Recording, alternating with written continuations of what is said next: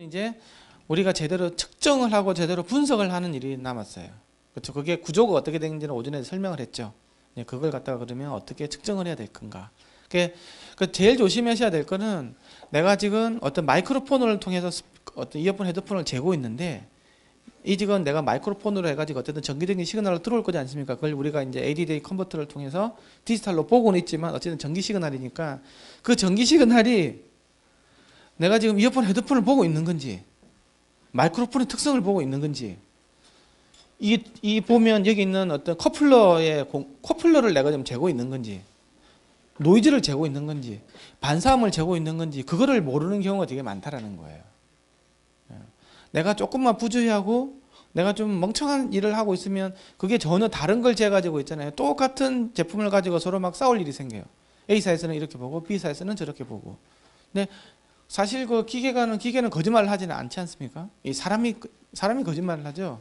지가 잘 모르기 때문에 그런 것들을 보지도 않고 그냥 무지막지하게 그냥 그럴 거라고 생각을 하고 있는데 절대 그러시면 안 돼요. 그리고 내가 늘 업체 가면 늘 강조하는 말인데 측정하는 사람을 신입 사람한테 맡기지 마세요.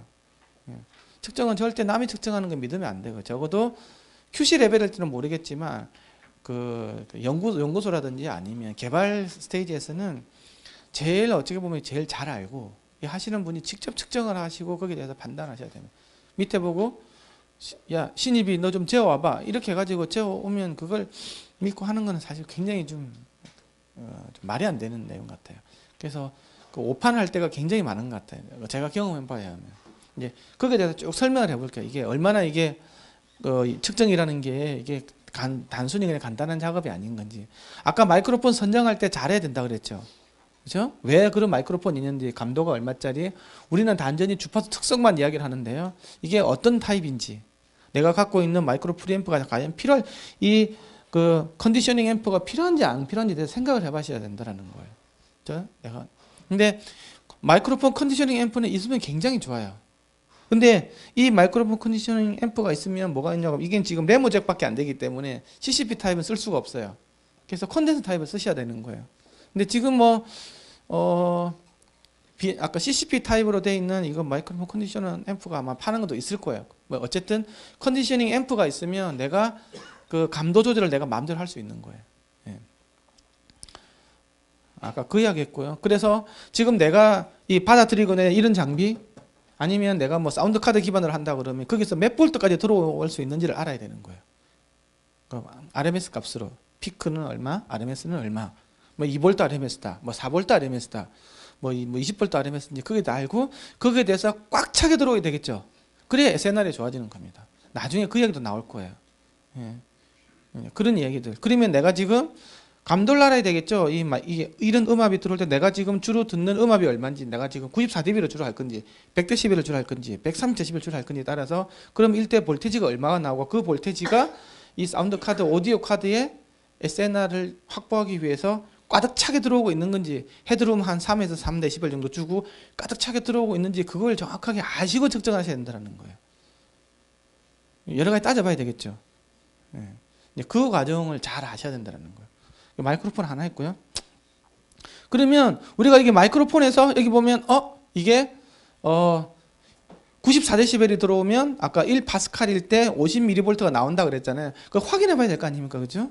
그렇게 확인하기 위해서는 뭐가 필요하냐 그러면 캘리브레이터라는 게 필요해요. 이 캘리브레이터를 항상 ON 시켜주면 1kHz 톤 94dB 나오는 거예요. 즉 1파스칼이 나오는 거죠. 아니면 114dB가 나오거나.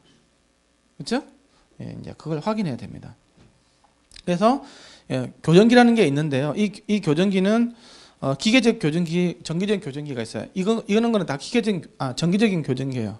안에 스피커가 있어가지고 항상 94dB 1kHz를 내줘요.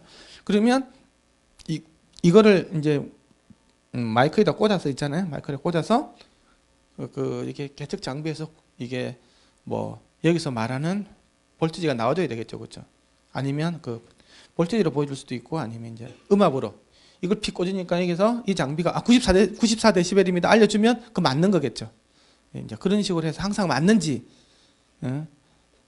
체크를 해봐야 돼요. 대부분 일반적인 경우에는 고장이 안 난 경우에는 얘네들이 준 스펙대로 있잖아요. 뭐 50mV 파스칼이라 그러면 나와줘야 되는데 대부분 잘 안 맞아요. 시간이 지나고 그러면. 그래서 항상 맞춰줘야 된다는 거죠. 그걸 갖다가 우리가 캘리브레이션이라는 과정이라고 그래요.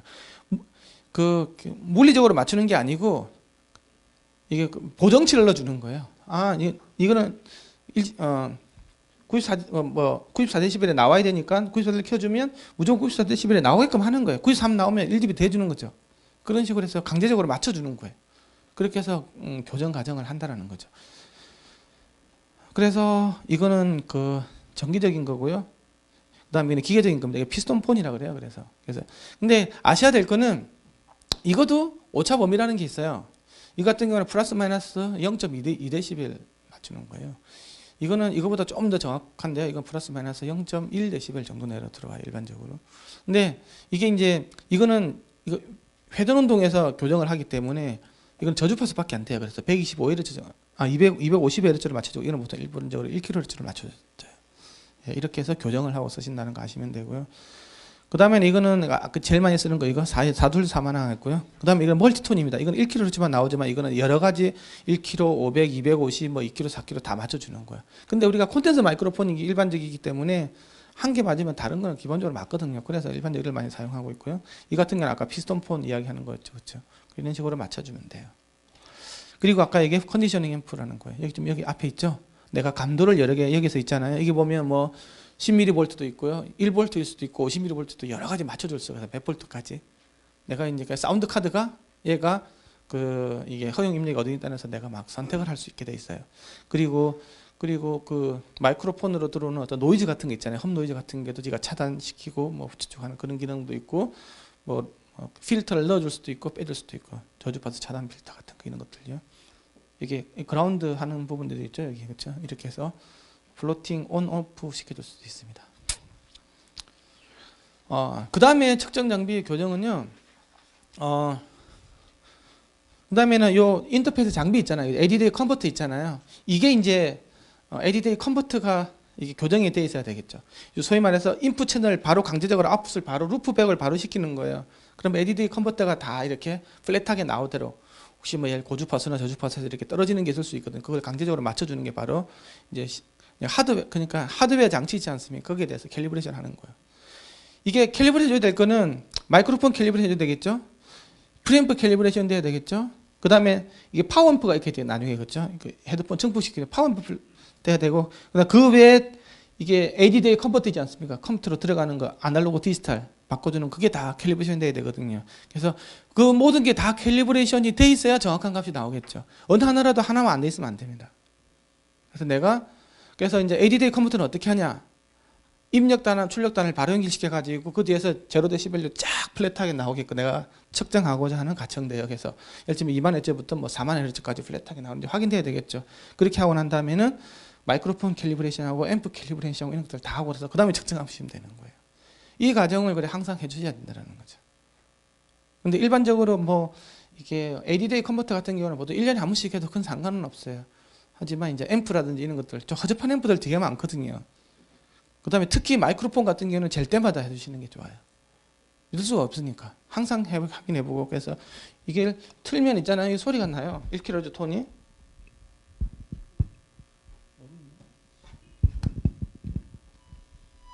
소리 나죠? 이거는 제가 이제 죽기 전까지 배터리가 떨어지기 전까지는 항상 그 94dB 나올 수밖에 없는 게 안에 그 마이크로폰이 하나 더 있어요. 거기서 세가지고 제가 93dB 나오면 제가 볼트를 더 높여주거든요. 그래서 항상 이게 이터레이션을 하면서 있잖아요. 제가 항상 맞추게 돼 있어요. 그래서 항상 그렇게 나온다는 거죠. 그래서 이제 그런 과정을 해서 이게 뭐 루프백 테스트를 한다는 거죠. 채널 A, 채널 B가 전부 다 패스 됐다. 다 교정이 다 끝났습니다. 이렇게 알려주는 거예요. 그리고 앰프도 전부 다 캘리브레이션을 합니다. 앰프 전기 집계 해가지고요. 뭐 BNK 앰프나 존 앰프 보면 앞에 뭐 12dB, 18dB 돼 있잖아요. 그게 확 맞는지도 있잖아요. 여기 보면 17.8입니다 나와 있죠, 그렇죠? 18이지만 한 0.2dB 차이 날 수 있거든요. 그러면 이거는 지금 앰프가 17.8dB 증폭이 되어 있는 상태라는 것들 다 알고 그 특성도 플랫하게 다 맞춰져요. 그리고 이런 과정을 다 거쳐야 된다는 거죠. 방법론은 조금씩 다르지만 다 똑같아요. 하는 그 메커니즘은. 그 다음에는 이제 마이크로폰 캘리브레이션 합니다. 그래서 캘리브레이션 하니까 결과 알려주죠. 아, 이거는 1파스칼 들어갈 때는 47.38입니다. 기본적으로는 보통 50mV 이렇게 나타내지만, 아, 이거는 50mV가 아니고 내가 재보니까 47.38. 조금 차이가 나니까 이렇게 쓰는 거죠. 그리고 내일 조금 더 바뀔 수도 있어요. 예, 이 정도는 허용 오차 내로 들어가는 거기 때문에, 이는 마이크로폰 캘리브레이션도 거쳐야 된다는 거죠. 아시겠죠? 이런 과정은 다 장비마다 다르니까 뭐 특정 장비를 해가지고 말하는 건 좀 그렇고 해서 방법은 너무 알려주는 거예요.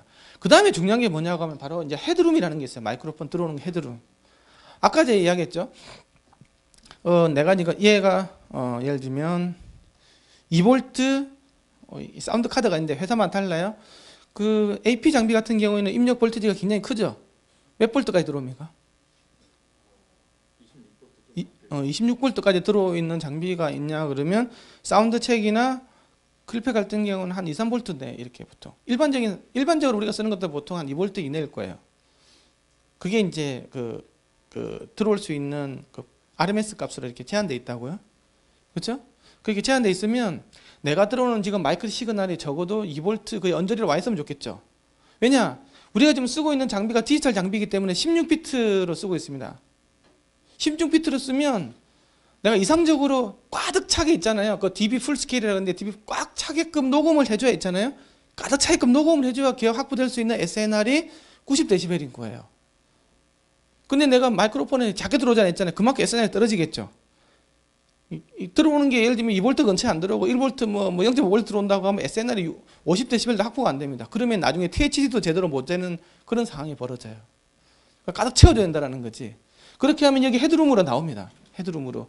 DB 풀스케일에서 적어도 마이너스 10 언더로 들어가야 돼요. 뭐 마이너스 3은 좀 위험한 되고요. 근데 마이너스 5나 마이너스 6 정도 이 정도로 해가지고 가득 채워서 녹음해야 된다는 거예요. 내가 측정하고자 하는 그 시그널 자체가. 그렇게 하면 SNR 확보가 안 돼요. 나중에 알겠지만 이음 측정하는 러버 앤 버즈라는 개념이 있습니다. 이음 측정하는 게 있거든요. 뭐 헤드폰 약간 끓기는 게 있다라든지, 그렇죠? 그런 것 같은 경우에는 에너지가 마이너스 80dB 내로 들어와요. 보통은 마이너스 60이 넘어요. 그러면 SNR이 적어도 80dB는 확보가 돼야 되는 거거든요. 그러면 헤드룸이 10dB 안으로 들어와야 되는 거예요. 마이너스 10, 마이너스 8, 마이너스 10이 넘는 순간은 이 작은 러버 앤 버즈는 재는 것조차가 안 돼요. 현재는 대부분 16비트죠. 예를 들면 내가 24비트 체계로 되어 있는 뭐 있다. 그러면 한 100은 넘을까 110 정도 간다고 보면 현실적으로 나오는 것들이 그렇게 간다고 하면 좀 더 헤드룸을 더 크게 가져가 되겠죠. 근데 대부분이 16비트 체계이기 때문에 지금 AP도 그렇고 다 16비트잖아요. 그렇지? AP는 24비트입니까? 오, 좋은 거네. 다른 것들은 어쨌든 대부분 이제 SNR은 90dB. 지금 사운드색도 그렇고 하면 이거 16비트 체계일 거예요. AP야 뭐 정기적으로 섬세하게 되는 장비니까. 어쨌든 그것도 마찬가지예요. 내가 아무리 24비트, 30비트 할아버지라도 이걸 헤드룸을 딱 가득 차게끔 녹음이 안 되면, 근데 사람들이 그런 거 잘 몰라. 내가 지금 녹음을 하는데 저기 전기로 몇 볼트로 들어간 데서 아무 관심이 없는 거예요. 그렇게 돼버리면 절대 정확한 측정은 안 됩니다. 그 다음에 측정 신호음을 선택을 하는 부분인데요. 신호음을 선택하는 부분인데 이것도 신호음을 이게 선택을 잘 해줘야 돼요. 내가 똑같은 이렇게 전체적으로 모든 주파수, 사람이 듣는 가청 주파수에도 플랫한 소리들이 있잖아요. 이게 있는데 이거를 띡띡하죠. 이걸 주파수 분석을 해도 모든 주파수가 플랫합니다. 그 다음에 이거 화이트 노이즈거든요. 이것도 플랫해요. 자, 그 다음에 이것도 주파수 분석을 하면 플랫하게 나와요. 그럼 어떤 시그널을 사용해내라는 거죠? 이게 그 스피커가 선형 시스템이 아니기 때문에 있잖아요. 내가 신호음을 선택을 할 때 굉장히 그 고민을 많이 해봐야 됩니다. 아무 톤이나 그냥 막 무작대게 쏘면 안 됩니다. 그리고 지금은 있지 않습니까? 로그 사인 스윕이라는 기법들이 이제 뭐 그 많이 나와 있는데요. 이거 굉장히 중요한 이론이에요. 그래서 예를 들면 이게 지금 이렇게 시그널 내주지 않습니까? 이걸 시그널 내줄 때 이 컴퓨터에서는 이거 반대되는 거 있잖아요. 이거 시간으로 갈수록, 시간이 지날수록 이게 저주파수에서 고주파수로 가는 거거든요. 근데 그럼 이게 천천히 가고 빨리 가죠. 그렇죠? 저주파수는 천천히 가고. 이거 완전히 반대되는 거예요. 그러면 이 천천히 간다라는 말은 에너지가 굉장히 큰 거예요. 천천히 내주니까.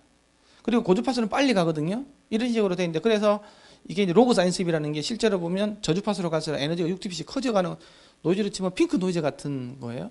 이렇게 돼 있는데, 이걸 이제 뒤집어진 거. 그러면 시간적으로 고주파수에서 저주파수로 가고, 아까는 저주파수 에너지가 컸잖아요. 이거는 고주파수가 에너지가 큰 거. 이게 굉장히 고주파수거든요. 그러면 뚜 이렇게 가면 되겠죠. 이런 시그널이 되는 거죠. 그래서 보면 갈수록 에너지는 줄어들어요. 이 두 개를 컨볼루션이라는 연산을 내주면 뭐가 나오냐 그러면 바로 띡 나오죠. 띡 나오지 않습니까? 이게 나와요. 그러면 이게 왜 중요하냐고 하면 이거 왜 중요하냐고 하면 이 시그널을 있잖아요. 어떤 시스템을 통과시키지 않습니까?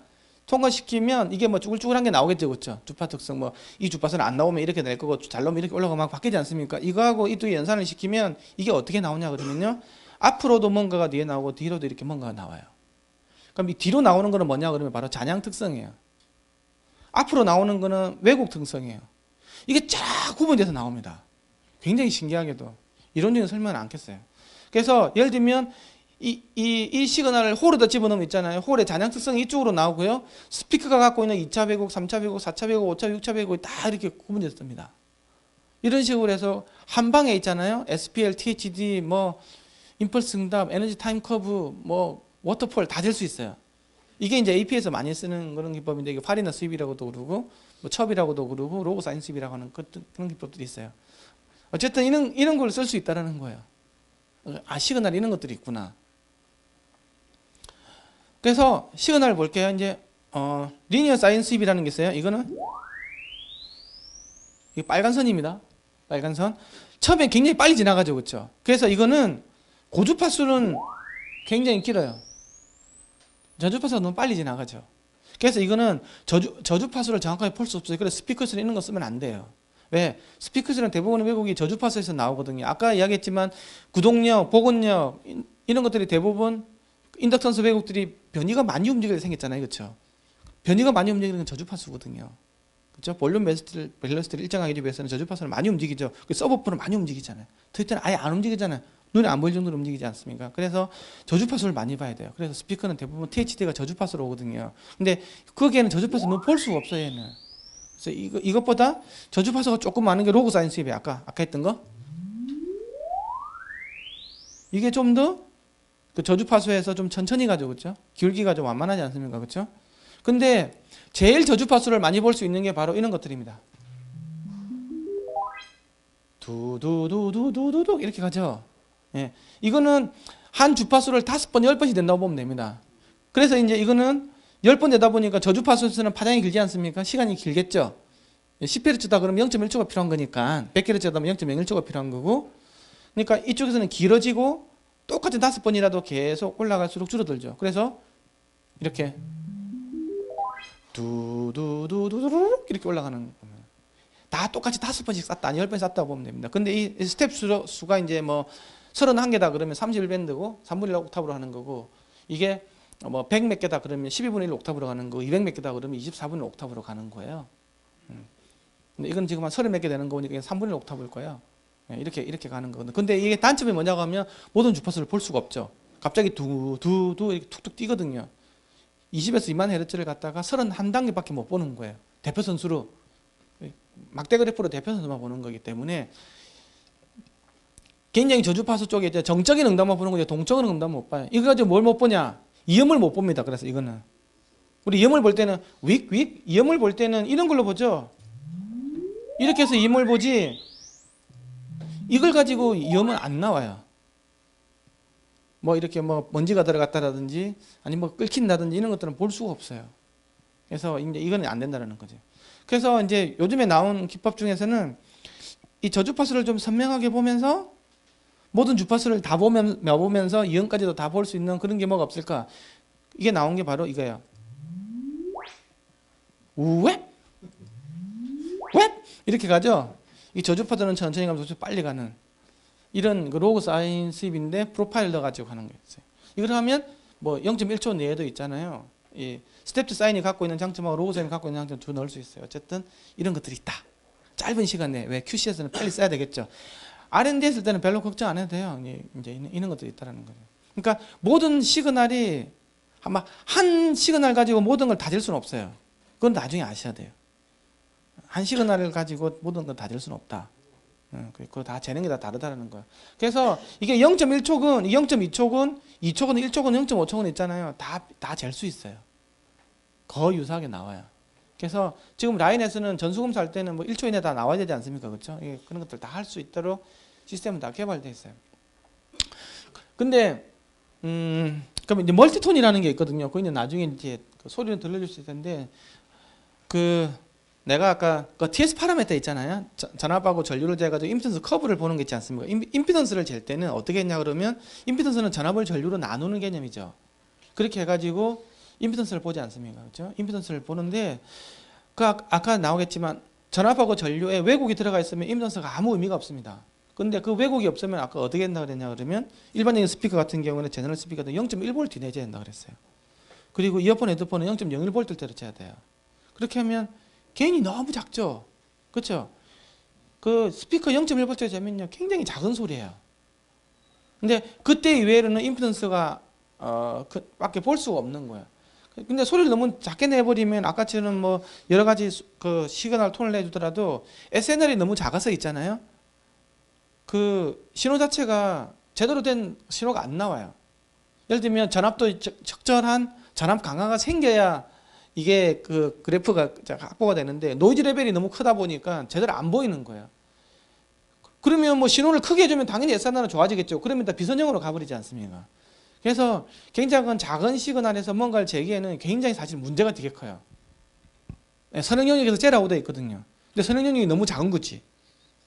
그렇죠? 그렇게 하면 방법이 뭐가 있냐고 하면 반복 측정밖에 없어요. 반복 측정. 반복 측정을 하면 2번 재면 3dB씩 좋아지고요. 4번 재면 6dB 좋아지고 8번 재면 9dB 좋아지고 이렇게 좋아져요. 3로그 2의 n승으로 가게 되어 있거든요. 그래서 여러 번 반복 측정을 하는 게 제일 좋아요. 그래서 아까 사인스를 한다고 욱 가는 거 있었죠. 그거 같은 경우는 최대한 길게 할수록 좋아요. 왜? 작게 내줘야 되니까. 천천히 간다는 말은 에너지를 많이 내주는 게 경우죠. 그렇죠? 그래서 굉장히 작게 내준 대신에 천천히 가거나 아니면 스텝드 사인이 두두두둑 있죠. 그걸 갖다가 뭐 100번, 20번 반복하면 돼요. 이제 그래서 사람이 좀 잔머리를 굴려 나온 게 바로 멀티톤인 거예요. 멀티톤은 뭐냐 그러면 아까 두두두두두두는 어떤 특정한 시간대에 하나의 주파수만 해주는 거잖아요. 얘는 어떻게 했냐 그러면 병렬 프로세싱이에요. 동시에 1kg, 500, 250, 125, 뭐 63, 31.5, 그 다음에 2kg, 4kg, 8kg, 16kg 싹 다 내줘요. 동시다발적으로 하면 짱 하고 소리가 나요. 동시에 내버리니까 동시에 내도 되는 거 아닙니까? 그렇죠? 그렇게 해서 재는 방법이에요. 지금 이거 같은 경우에는 동시에 20에서 2만Hz까지 예를 들면 한 100개 이렇게 동시에 내줄 수가 있어요. 그러면 장점이 뭐냐고 하면 오랜 시간을 내주면 굉장히 반복 측정이 많이 되겠죠. 그렇죠? 제일 SNR이 좋게 빠른 시간에 할 수 있는 방법이 멀티톤이라는 거예요. 그래서 특히 이음 말고 내가 TS 파라미터를 잴 때는 이게 사실 제일 좋아요. 근데 이게 문제가 뭐냐고 하면 단점이 있어요. 그게 바로 뭐냐고 하면 다 안 내준다라는 거예요. 멀티톤도 다 안 내주는 거라 그러죠. 그렇죠? 뭐 예를 들면 3분이라 그러면 한 옥타브를 3개밖에 안 내주는 거 아닙니까? 3분의 옥타브면. 그러면 예를 들면 1kHz 한 옥타브는 500Hz 밑으로 그렇죠? 그러면 1부터 1kHz에서 1kg가 1000이니까 500이면 총 500개의 주파수가 있는데 그 대표수는 3개밖에 안 보는 거예요. 그러면 거기서 가운데서 바뀌는 걸 알 수가 없어요. 이제 그런 문제가 생기는 거예요.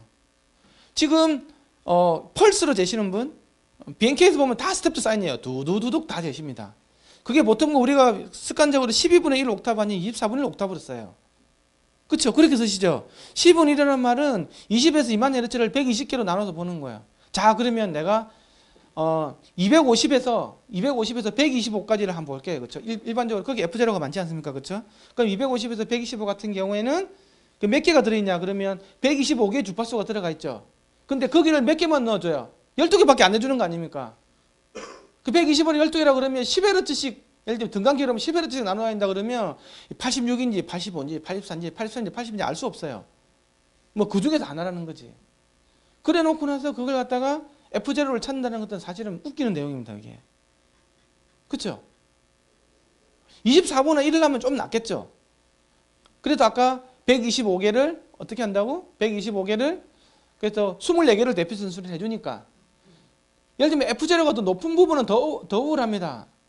그 예를 들면 그 커널 타입 이어폰이라 보면 2.5kg 가지고 그렇죠? 2.5kg라 그러면 뭐 1000에서 2000 사이를 한 옥타브지 않습니까? 그죠? 그러면 2000개 주파수 1000에서 2000이면 1000개 주파수가 있는데 그거를 12개 대표 선수로 본다고 하면 100Hz씩 거의 100Hz씩 날아가지는 거잖아요. 거기서 그 공집이 어떻게 알죠? 근데도 습관적으로 사운드 책 쓰시는 분들도 마찬가지로 12분 옥타브를 씁니다. 24분 옥타브를 쓴다고. 그렇게 하면 안 되겠죠. 차라리 그때는 그 AP에서 나온 사인시비를 쓰는 게 더 맞아요. 그건 모든 주파수 다 내주니까. 그거는 다 내주기 때문에. 대신에 그게 SNR이 굉장히 나빠지는 거예요. 이거.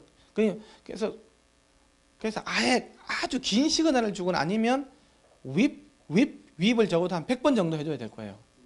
그래서 저 같은 경우는 어떻게 하냐 그러면 저는 멀티톤을 많이 쓰는데 멀티톤을 적어도 한 50분의 1 옥타브는 넘게 해줘야 돼요. 50분의 1 옥타브. 그러면 2에서 20에서 200Hz까지 거의 한 600개 정도 대표 선수를 보는 거고 그걸 가지고 보려면 적어도 한 100번은 넘게 에버리징을 해줘야 돼요. 그렇게 해주면 이제 좀 보여요. 그게 굉장히 중요하다. 지금 여기서 나오는 거 있잖아요. 이게 실제로 피크가 여긴지 아무도 알 수 없어요. 왜? 막대 그래프로 대표 선수로 본 거예요. 이게 19분의 1 옥타브인데도 여기서는 알 수 없는 거예요. 실제로 이렇게 쭈삣하게 올라가는 겁니다. 이게 30분의 1 하면 올라가죠. 50분의 1이면 더 올라갑니다. 우리가 임피던스 컵에서 제일 중요한 게 뭐냐고 하면 처음에 시작하는 DCR 지점 있죠. 그 다음에 쭉 올라가서 인덕턴스 값 있죠.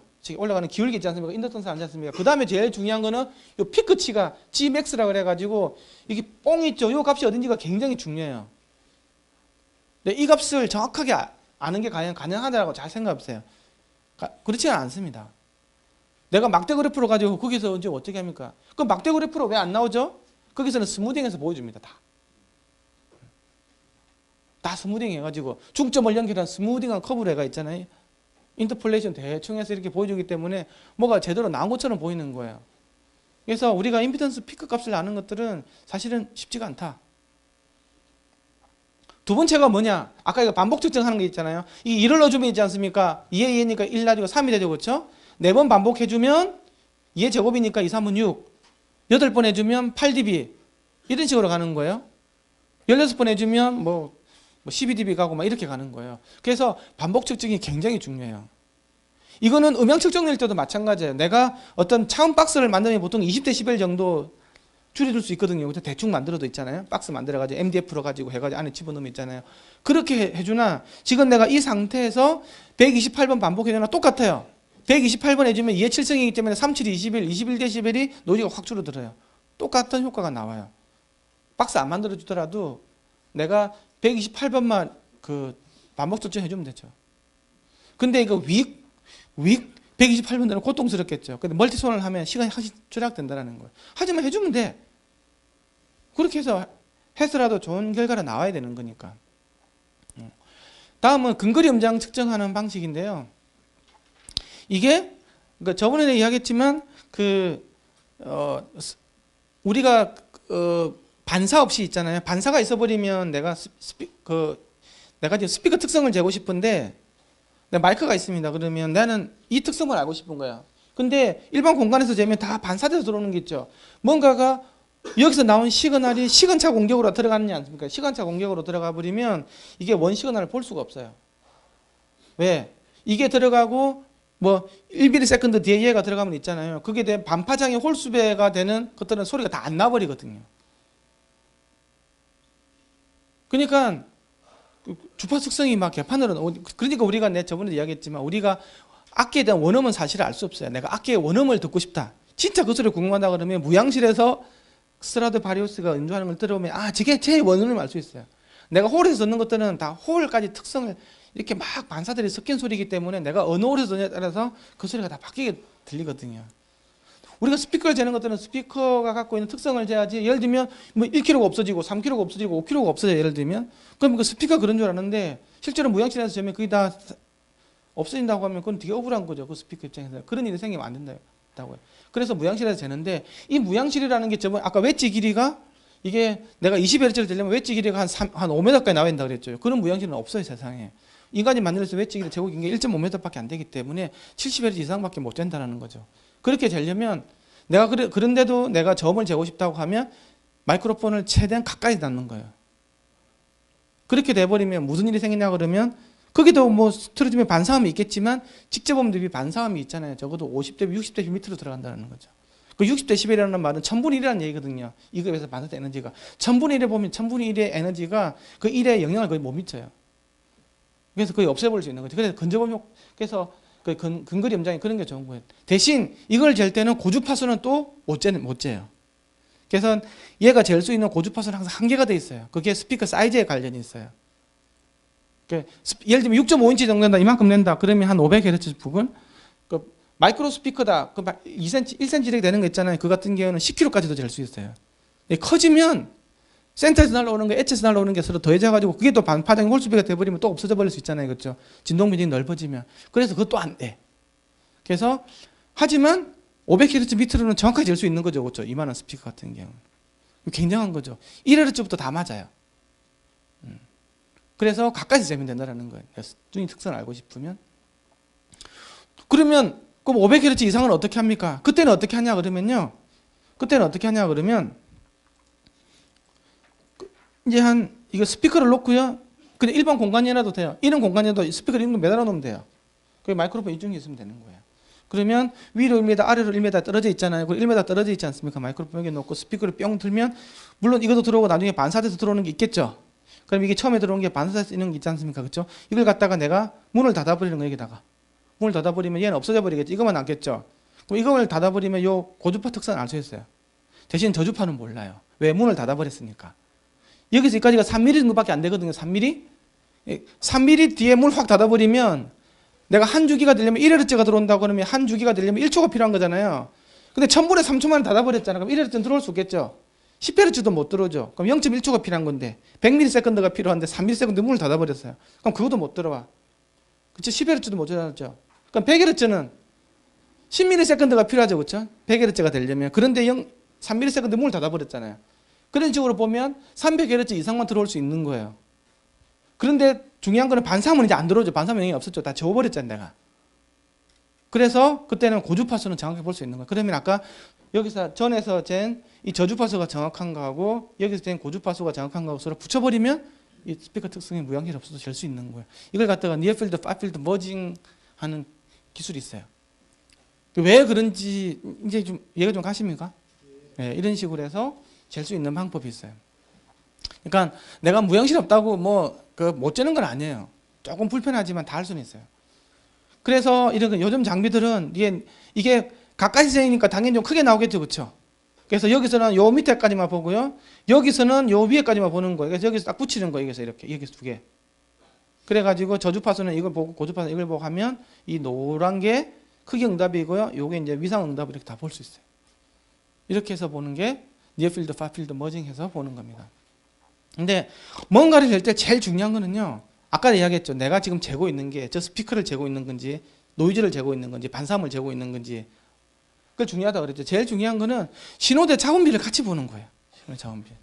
내가 지금 예를 들면 마이크로폰으로 재고 있는데 우리가 재고 있는 지금 현재 소음 레벨을 여러분들 한번 재본 적 있습니까?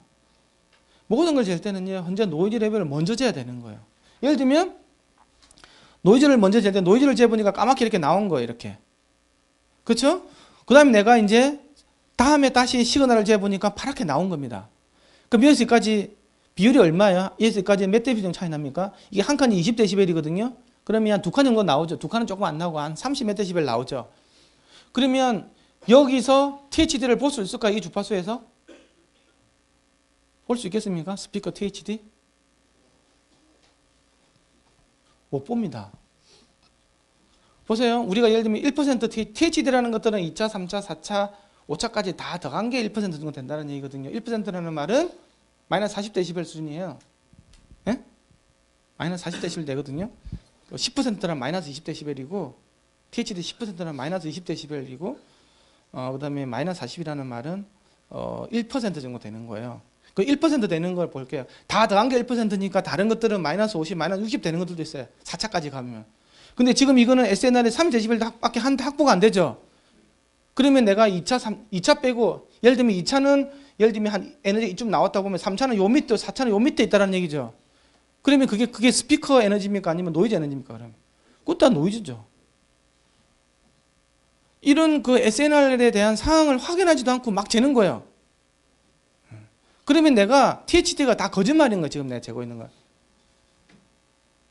내가 적어도 THD를 재려면 있잖아요. 적어도 40dB 이상은 확보가 돼야 돼. 기본적으로 제일 기본이. 근데 내가 지금 노이즈 레벨이 얼마인지 한번 재본 적 있습니까? 전기를 재든 레이저를 재든 음향을 재든 다 마찬가지인 거예요. 그거는 항상 내가 지금 이 지금 소음 레벨이 있지 않습니까? 그래서 내가 이 까만 걸 낮출 수 있는 방법은 두 가지가 있어요. 하나는 뭐냐? 아까 에브리징을 하면 쑥쑥 낮아진다 그랬죠. 이 까만 게 내가 128분만 재도 20dB 밑에 확 떨어져요. 그거 아닌 이상은 차음실을 만들어야 돼요. 조용한 방을 만들어야 돼요. 조용한 방은 전체가 다 떨어져 버릴 거니까. 근데 되게 이렇게 이어폰에 덮은 딱 있어 아까 했지만 중요한 거는 막 떠듭니다. 옆에 재고 있는데. 그리고 막 에어컨 돌아가요. 이게 저음 소음이 굉장합니다. 이거. 사실은 근데 많은 장비가 뭐가 문제냐고 하면 노이즈 레시오를 갖다가 안 보여줘요. 노이즈 레벨을. 그래서 잴 때는 내가 스타트 하기 전에 몇 초 정도는 노이즈 레벨을 먼저 재고요. 그 다음에 그 위에다 덮어가지고 시그널 재줘야 이 두 그래프가 나온다는 거. 지금 이렇게 재는 장비는 거의 없어요. SNR을 보여줘야 된다는 거지. 이 방금 이야기한 게 그겁니다. 이거 일반적으로 쓰고 있는 스피커인데요. 이거 볼까요? 이게 SPL 커브고요. 빨간 게 THD입니다. 이렇게 pH가 이렇게 가 있죠. 이렇게 가가지고 요렇게 가가지고 이렇게 가 있고 그 다음에 2차, 3차, 2차 왜곡, 3차 왜곡 이렇게 돼 있죠. 4차 왜곡이 갈색으로 여기 있고요. 5차 왜곡이 저기 보라색으로 요 밑에 있습니다. 그러면 5차 왜곡이 몇 데시벨 밑에 있는데 볼게요. 여기 이 주파수가 지금 한 300, 400, 500 되는 데 있잖아요. 500dB에서 볼게요. 한 칸 10dB거든요. 한번 세볼게요. 10, 20, 30, 40, 50, 60, 65dB 정도 밑에 가 있어요. 그럼 내가 THD 되면 적어도 5차까지는 더 하거든요. 4차에서 5차까지는 더 해줘요. 에? 그럼 내가 노이즈가 요렇게 있으면 이게 뭘 재는 겁니까 지금? 3차부터는 전부 다 노이즈 재고 있는 거예요. 그러면서 THD가 몇 퍼센트 돼? 그것은 거짓말 데이터가 어디 있습니까?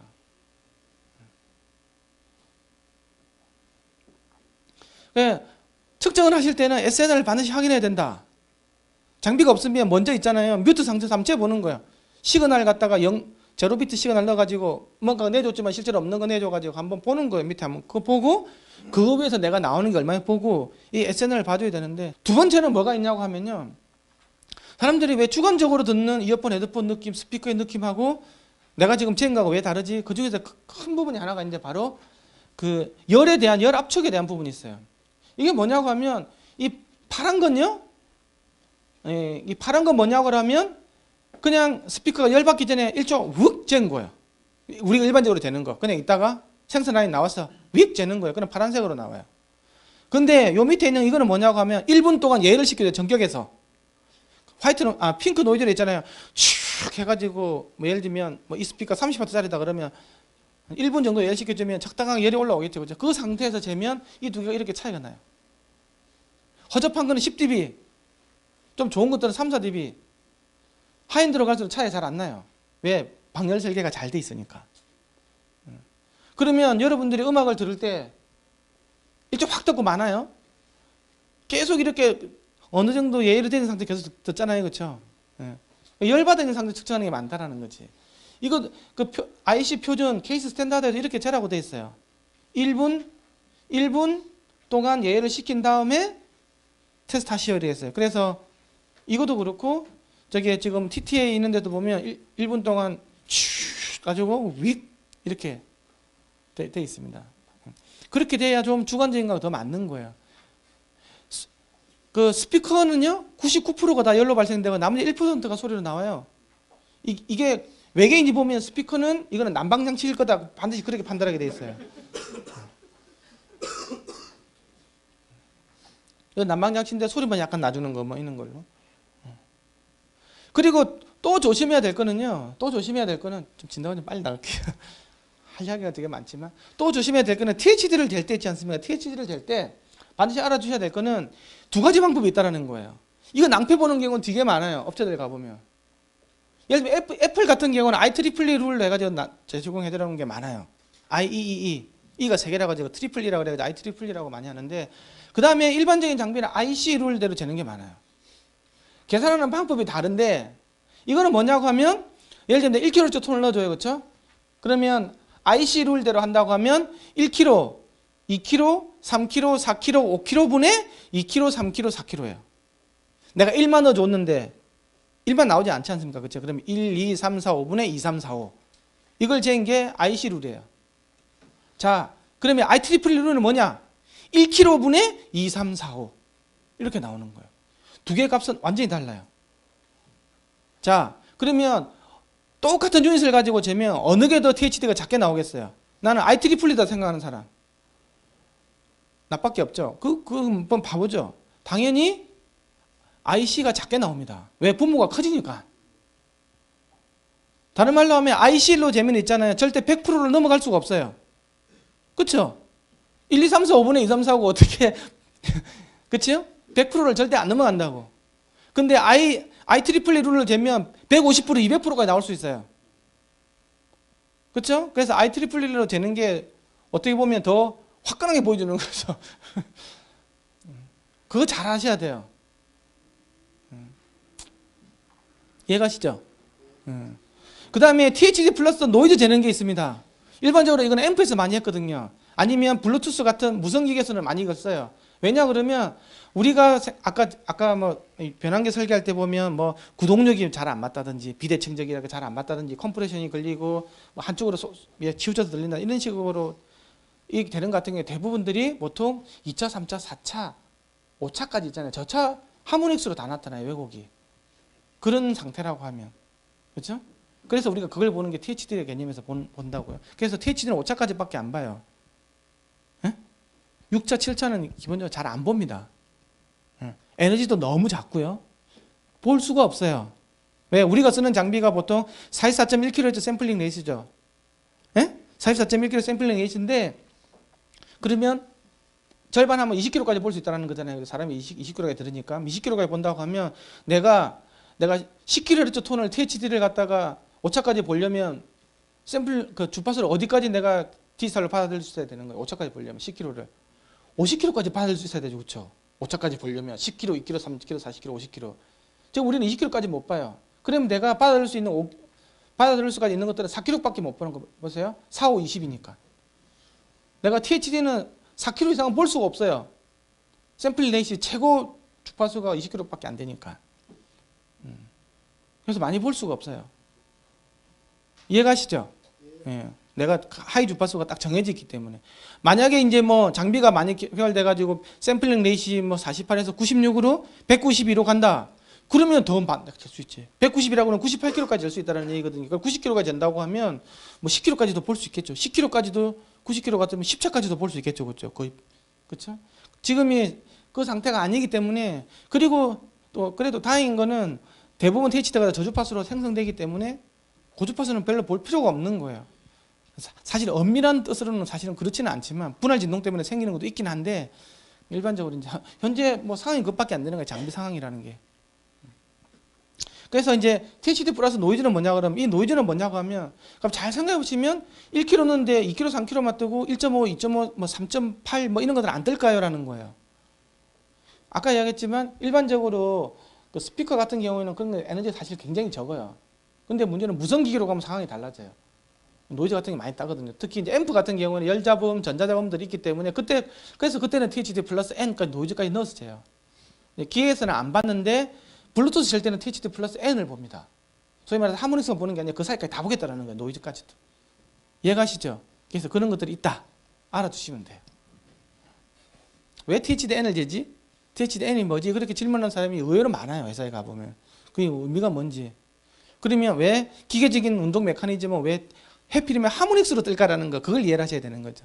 이렇게 비대칭이 되고 한쪽으로 뭐 처지고 하는 것들은 대부분 다 2차, 3차, 4차, 5차 이런 데 다 나오게 돼 있어요. 왜냐하면 변항이라는 게 운동 메커니즘이기 때문에 그래요. 이상하게 이렇게. 근데 재밌는 거는 그런 거 말고 뭐 안에 막 먼지가 들어가 있다든지 있잖아요. 그렇죠? 스피커 안에 뭐 한쪽이 제대로 안 붙어 있다라든지 소리가 샌다라든지 그런 것들은 하모닉스를 안 나와요. 그건 하모닉스를 안 나와요. 그런 예를 들면 본딩이 제대로 안 돼 있잖아요. 그러면 그건 슉슉슉 이런 게 나와요. 그러면 그 화이트 노이즈성으로 나와요. 그래서 그게 어려운 거예요. 그 본딩이 제대로 안 돼가지고 새는 소리 있잖아요. 그게 바로 마이너스 80dB 밑에서 소리가 나요. 근데 에너지가 굉장히 작죠. 하지만 소리가 너무 잘 들려요. 이게 슉슉슉. 아니면 긁히는 소리 탁탁탁 긁히는 게 있지 않습니까? 모래 같은 거 들어가가지고 그거는 에너지는 마이너스 60, 마이너스 70, 마이너스 80까지 내려가요. 근데 그게 순간적으로 팍 바뀌기 때문에 에너지는 작을지 모르겠지만 귀에 굉장히 잘 들리는 거예요. 그걸 러브 앤 버저 계열이라고 그래요. 그거는 기존에 갖고 있는 THD에 가는 백날에도 안 보여요. 그거 굉장히 어려운 거예요. 그게 이제 마이너스 60dB 필요하다고 그랬죠. 그래서 아까 내가 했잖아요. 헤드룸을 갖다가 그 디지털이 갖고 있는 90dB이라고 그랬잖아요. 그렇죠? SNR 맥스가. 근데 러브 앤 버저 계열이 80이라고 그랬죠. 그렇죠? 마이너스 80이니까 저기 밑에서 된다고. 그러면 적어도 10 내에 들어와줘야 있잖아요. 마이크로폰 최대 게인이 10 내로 들어와줘야 겨우 이게 러브 앤 버저를 알 수 있는 거예요. 그래서 헤드룸을 갖다가 한 6이나 7 정도, 4나 5 정도 때 이렇게 최단을 꽉 차서 녹음을 하지 않으면 러브 앤 버저를 볼 수 없다는 거예요. 그게 굉장히 중요한 내용입니다. 그 다음에 THD를 잴 때 오판하면 안 되는 부분이 있잖아요. 예를 들면 내가 지금 이게 지금 컷오프가 100Hz 정도 되지, 그렇죠? 근데 내가 THD를 재면 내가 뭐 20Hz THD, 30Hz 다 볼 수 있지 않습니까? 그죠? 그러면 내가 예를 들면 이게 50Hz THD 해볼게요. 50Hz는 응답이 여기죠? 그렇죠? 여기 50Hz로 쭉 올라가면 50Hz는 여기입니다. 여기. 아이고. 여기. 이만큼밖에 안 나오죠. 1차는. 근데 2차는 100. 3차는 뭐 200. 막 300 이렇게 올라가죠. 그렇죠? 이런 식으로. 그러니까 100, 200, 300은 잘 나오는데 50이 잘 안 나오죠. 왜? 스피커는 롤오프라는 게 있으니까. 06%는 안 나오지 않습니까? 이렇게 해서 재버리면요. THD가 엄청 커지게 나옵니다. 왜? 분모에 들어가는 놈은 작게 나오고 분자는 크게 나와버리죠. 이런 말도 안 되는 결과가 나올 수 있는 거예요. 그래서 이렇게 재면 안 돼요. 근데 대부분 장비 이걸 그냥 적당히로 써요. 그래서 뭐 THD가 뭐 100% 나오고 뭐 그 예를 들면 IEEE 룰을 한다고 하면 있잖아요. 뭐 200%, 300% 나올 수도 있어요. ICS는 100을 넘어가지는 않겠죠. 이런 일이 생긴다고. 그래서 이런 것들을 조심해야 된다. 그래서 이걸 갖다가 이건 말이 안 돼. 그냥 올려. 이렇게 해가지고 평균적으로 나오는 방법이 렐러티브. 아니면 렐러티브? 그 다음에 또 뭐라 그러는데. 이렇게 노멀라이즈드 이렇게 THD는 개념이 있어요. 예. 그게 왜 그런지 알아둬요. 근데 더 웃긴 거는 고주파수에 10kHz잖아요. 여기 나왔죠, 그렇죠? 나왔죠? 20kHz는 여기죠. 30kHz 여기죠. 40kHz 여기에요. 그러면 고주파로 가면 어떻게 돼요? 쓸데없이 작게 보이는 거죠. 분모는 큰데 분자가 작아져 버리니까 거저먹기가 되는 거예요. TH는 무조건 작게 나와 있다는. 이런 말도 안 되는 일이 생긴다. 그러니까 이런 것들을 알고 측정을 하셔야 되는 거 알고. 이해가십니까? 네. 그 다음에는 이게 저번에 한번 설명해 준 거예요. 그 THD 6%, THD 2%. 야, 이거 좋은 스피커. 근데 소리는 이건 다 개쓰레기 스피커라고 이건 좋은 스피커라고 이야기해요. 완전히 거꾸로 가는 거예요. 그럴 수가 있다라는 거예요. 왜 그러냐 그러면 바로 마스킹 때문에 그런 거예요. 보세요. 2차, 3차 왜곡이 되게 크지 않습니까? 그러니까 당연히 이게 6%까지 올라오겠죠. 그렇죠? 하지만 이건 어떻게 돼? 마스킹이라는 과정이 있다. 쭉 이렇게 마스킹 커브가 있지 않습니까? 그렇죠? 이것도 이렇게 마스킹 커브가 있다. 이런 식으로. 똑같이. 그럼 이거는 다 덮어버리죠. 얘가. 너는 있으나 마나 내게 안 들려. 결국은 사람이 귀에서 판단하고 뇌에서 판단하는 거니까. 그럼 이거는 깨끗하지 않습니까? 근데 여기가 많죠. 이게 작은 대신에. 그럼 이게 훨씬 나쁜 스피커로 들리는 거예요. 이게 바로 러브 앤 버저를 봐야 되는 이유 중에서 하나인 거예요. 이해가시죠? 그래서 그런데 그러면 이게 이렇게 보면 안 되는 거 아닙니까? THD가 아무 의미가 없는 거 아닙니까? 그럼 굉장히 의미는 있어요. 보세요. 이게 2차가 이렇게 크지 않습니까? 그러면 스피커가 굉장히 비대칭적으로 움직이는 거예요. 이건 나중에 굉장히 문제가 있고 내구성에 문제가 있는 거예요. 하지만 이게 음질하고 100% 연구가 안 된다는 얘기예요. 내 이야기가. 이게 또 좋다는 스피커가 아니고 문제는 있는데 무조건 이걸 음질이라는 잣대만 가지고 볼 수는 없는 거예요. 사람의 뇌는 굉장히 고막하고 뇌는 비선형적인 프로세스를 가지고 있기 때문에 물리적인 그 특성을 그대로 볼 수는 없는데 이거는 시간이 지나면 이번도 굉장히 나빠지는 쪽으로 갈 수 있다. 이거는 있잖아요. 이거 밑에 거 같은 경우에는 이거는 이런 건 설계가 잘 된 있잖아요. 엔지니어가 설계는 잘했는데 생산할 때 개떡같이 설계한 거예요. 이 안에 무슨 이물질이 들어가 있고 있잖아요. 막 팍팍팍 긁히는 거예요 지금. 이건 설계는 이거는 그 연구소에서 멍청한 연구소를 했지만 생산을 굉장히 똑똑하게 잘하는 애들인 거고 이거는 연구소가 굉장히 멍청한데 아니 똑똑한데 생산자가 굉장히 규식 안 된 거예요. 그렇게 보시면 되는 거예요. 그 아까 이야기했지만 여기 러브앤버드 있잖아요. 이게 마이너스 60데시벨 아니 마이너스 80데시벨로 간다는 거지. 내가 이게 THD 되는 거 있잖아요. THD 레귤러 디스토션인데 이거는 갖다가 적어도 마이너스 40 이상 그리고 1% 정도까지 봐야 되는 건데 저거는 마이너스 60이면 0.1%거든요. 마이너스 80이면 0.01%까지 되는 건데 사람은 그게 잘 듣는 거예요. 사람이 그러니까 절대적인 에너지로 가지고 어떤 소리에 좋다 나빠를 느끼는 게 아니고 순간적으로 바뀌는 거지 않습니까? 예를 들면 있잖아요. 뭐 터빈데 베어링이 있잖아요. 베어링이 좀 돌아가는 게 있는데 조금 모래 안에 들어가서 뭐 갖다 끽 소리 나죠. 그렇죠? 칙칙 소리 나잖아요. 그거 되게 잘 들리죠. 굉장히 귀에 거슬리지 않습니까? 근데 그 에너지를 보면요. RPM에 간 에너지에 비해서 이거는 그 0.1%, 0.01%밖에 안 될 수가 있어요. 마이너스 80까지 떨어진다고. 하지만 그게 잘 들리는 거예요. 사람은 변화율에 굉장히 민감해요. 근데 우리가 말하는 FFT 이런 분석들 변화율을 보는 게 아니고 에너지 계열을 보는 것들은 그것들은 다 설명해 주를 못해요. 그래서 TH를 믿으면 안 된다는 거예요. 우리 FFT 분석이라는 것들이 함정이 갖고 있는 거예요. FFT는 윈도우로 씌워가지고 요거에 대한 공통적인 에너지만 보는 거예요. 이렇게 덩어리로. 순간적으로 바뀌는 걸 못 봐요. 시노미 시스템 배운 사람들은 알 거예요. 그게 동적인 특성을 못 보게 돼 있어요. 그래서 이제 이게 결함들이 있는데 뒤를 친다든지 있잖아요. 그 다음에 이게 본드가 떨어지는 거 있지 않습니까? 이게 특정한 부분에서 본드가 떨어지는 거. 본드가 떨어지는 게 있고요. 그 다음에 긁히는 거예요. 그 다음에는 이 안에 이제 에어 노이즈 않습니까? 이거 슉슉슉 새는 거 있지 않습니까? 어디서 이렇게 구멍이 나 있다든지. 예. 특히 스피커 터미널 있잖아요. 뒤에 터미널. 이거 단자에 뒤에 터미널이지 않습니까? 여기서도 새는 경우 되게 많아요. 그 다음에 포트 사이즈가 작아가지고 있잖아요. 포트에서 이런 노이즈 생기는 경우도 되게 많아요. 예. 그 다음에 안에 먼지가 들어가 있는 거. 이런 여러 가지 결들이 있어요. 근데 뒤에서 치는 거 이거는 있잖아요. 마이너스 60데시벨을 충분히 잴 수 있는데 이런 계열이 굉장히 어려워요. 저는 게. 이거는 마이너스 60, 80까지 내려가야 돼요. 그게 어렵다는 거지. 근데 지금 여기까지 다 잴 수 있는 것들이 없어요. 장비가. 한 개 있는 거 저기 바깥에 나가서 클리펠 장비가 좀 비스무리하게 만들어 놓은 거 있어요. 거기까지 진도가 나온 거예요. 이걸 갖다가 다 분류해서 있잖아요. 다 나타내줘요. 포트가 제대로 뚫렸는지 보면 포트 그 값을 알려줘요. 이 포트 사이즈가 지금 맞는지 뭐 이런 것들 있고 뭐 그런 거 있어요. 그래서 이거 어떻게 하냐고 하면 그러니까 그 아까 순간적으로 뭐가 바뀌는 거지 않습니까? 순간적으로 뭐가 바뀌는 건데 굉장히 고주파적인 현상이다. 뭐가 순간적으로 확 바뀌니까 순간적으로 바뀐다는 말은 주파수로 치면 고주파인 거예요. 예, 우리 영상 신호 처리를 할 때 있잖아요. 여기서까지 색깔이 똑같죠, 그렇죠? 그럼 이거는 굉장히 저주파수 시그널인 거예요. 가다가 하얀색으로 팍 바뀌잖아요. 그럼 여기 엣지 부분에서 확 바뀌는 부분은 굉장히 고주파수 시그널이에요. 그래서 영상을 갖다 얻어가지고 내가 하이패스 필터를 싹 걸잖아요. 저주파수를 확 죽여버리면 여기 엣지만 남죠. 실루엣만 남는다고. 그리고 내가 고주파수를 없애버리고 저주파수 필터를 성공시키면 이게 블러링이 돼요. 이 엣지가 싹 없어지고 블러링이 이제 뿌옇게 되는 이런 걸로 바뀐다고. 똑같은 거예요. 음향도 뭔가 팍 바뀌는 거는 고주파인 거예요.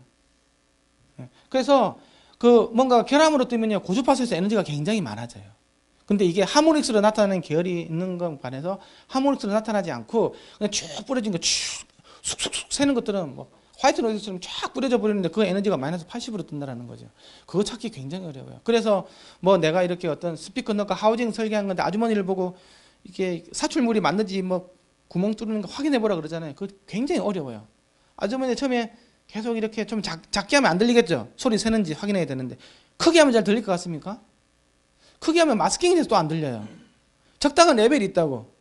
너무 크게도 안고 너무 작게도 안 들리고 이거 굉장히 애먹어요.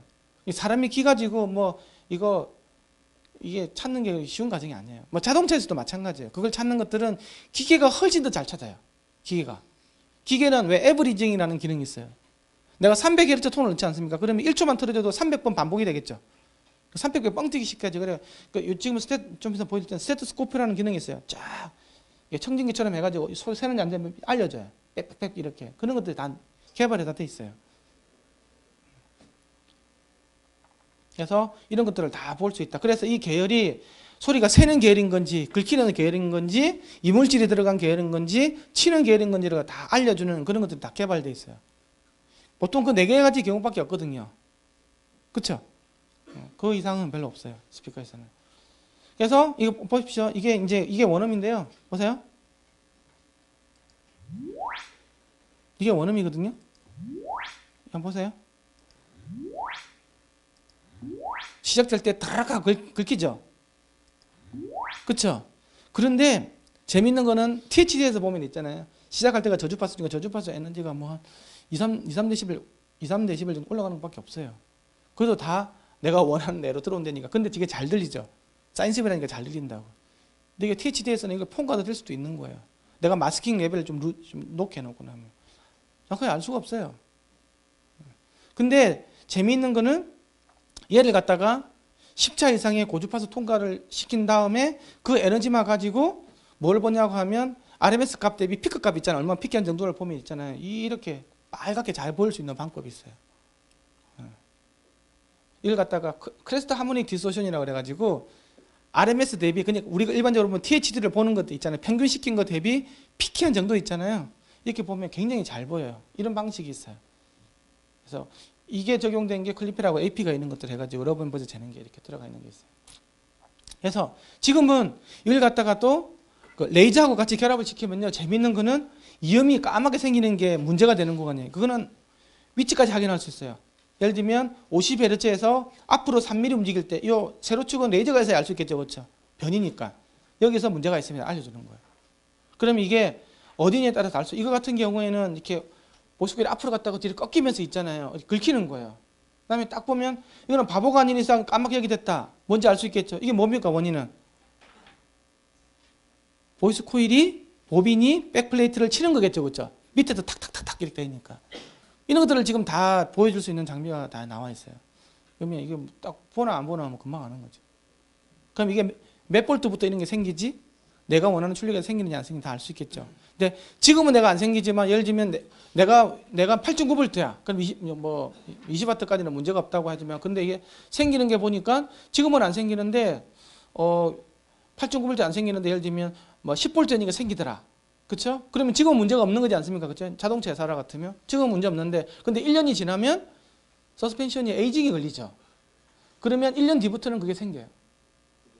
부드러워져서 밑으로 쳐져 버리거든요. 그러니까 내가 훨씬 더 이런 것들 아예 안 생각하면 좋은 거죠. 그래서 아까 얘기했지만 신호대 자원비가 이거 보세요.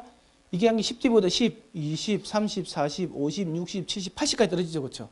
이만큼 확보가 돼줘야 러브 앤 버즈 아까 이음 계열을 잴 수 있는 거예요. 이만큼 확보하려면요. 이음을 재려면 마이크로폰을 무조건 가까이 돼야 돼요. 그렇죠? 그래야 섬세한 게 들어온다고. 그리고 그 마이크로폰에 들어오는 시그널이 내가 136dB짜리 마이크 했다 그러면 그 130에 가까이게끔 들어오게끔 하고 그 다음에 한 120번 에브리징 해가지고 아니면 차음 실력이 잘 만들어 하든지 120번 에브리징 해가지고 해야 되는 거예요. 그렇게 해야 이 정도가 확보가 된다라는 거예요. 그렇게 해야 이음을 정확하게 알 수 있어요. 옛날에 모 회사에서 이음 재는데 갑자기 이음이 갑자기 20Hz 생긴다고 50Hz 생긴다고 근데 마이크로 스피커가 이음이 왜 50Hz에 생겨요? 물어보는 거. 알고 보니까 공조기가 돌아가고 있는 거예요. 공조기가. 그게 온이 생기면 이음이 생기고 이렇게 나오는 거죠. 이해가시죠? 내가 THD만 재려고 해도 있잖아요. 40dB 확보돼야 되는 거예요. 미니멈 40이에요. 50 이상이 돼야 될지도 몰라요. 내가 좀 더 좋은 스피커 있잖아요. 내가 THD 1% 나오는 거. 예를 들면 헤드폰, 고급 헤드폰 있지 않습니까? 100만 원 넘게 하는 헤드폰은 THD 0.4% 이렇게 나옵니다. 그렇죠? 내가 우리 센터에서 쪄보니까 좀 좋은 것들은 대부분 1% 미만이에요. 그걸 재려면요 마이너스 60, 마이너스 70까지 확보가 돼야 돼요. THD 재려면. 그러면 근데 이것만 해놓고 옆에서 막 떠들어요. 소리가 안 날 것 같으니까 야 여기서 하면 내 소리가 설마 영향이 있겠냐. 뭐 에어컨 돌아가고 뭐 공조기 돌아가고 옆에 TV 보고 있고 막 그 말이 안 되는 거예요. 그 내가 이어폰 헤드폰 되더라도 차음실에 넣어놓고 에브리징을 여러 번 시켜줘가지고 째야 되는 거예요. 그래야 그래도 정확한 값이 나온다는 거죠. 어쨌든 꼭 이런 그래프를 가지고 한번 보시라는 거예요. SNR 한번. 반드시 볼 필요가 있어요. 어떻게 보는지는 그 장비업자한테 물어보세요. 다 방법이 다 달라서. 그 다음에는 두 개의 마이크로폰을 이용하면 굉장히 편리한 게 있어요. 예. 이 마이크로폰이 그 스피커 앞에도 있지만 바깥에서 하나 놔죠, 그렇죠? 이렇게 돼버리면 놀라운 일이 생겨요. 무슨 일이 생기냐? 얘가 스피커의 문제인지 외부에서 노이즈가 타오르는지 지가 알아내요. 왜 그러냐? 멀리서 쿵 하고 들어왔다 그러면 마이크로폰에 같이 들어가겠죠. 그러면 두 개가 똑같이 들어온다? 그러면 얘는 이건 노이즈입니다. 이거는 스피커가 문제가 있는 거 아닙니다. 만약에 이 마이크로폰이 없으면 쿵 하고 들으면 이 스피커가 뭐라 되겠어요? 페일을 뜨겠죠. 갑자기 위험이 들어온 것처럼 나오니까 이런 일들이 안 생겨요. 마이크로폰 두 개 해가지고 하는 방법이 있어요. 그리고 이렇게 외부비 좌우음이 들어오면요, 얘가 지가 반복 측정을 자동으로 해요. 그 비디오를 한번 보여드릴게요. 한번 보세요.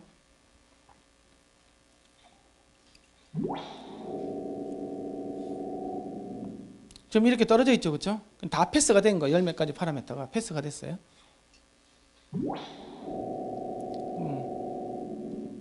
또 쟤도 패스가 다 되죠. 이제 이불로 이제 소물로 볼게요. 그럼 당연히 이게 페일로 나와야 되겠죠. 하지만 얘는 노이즈가 들어왔습니다. 이렇게 알려주는 거예요. 또 한번 해볼게요.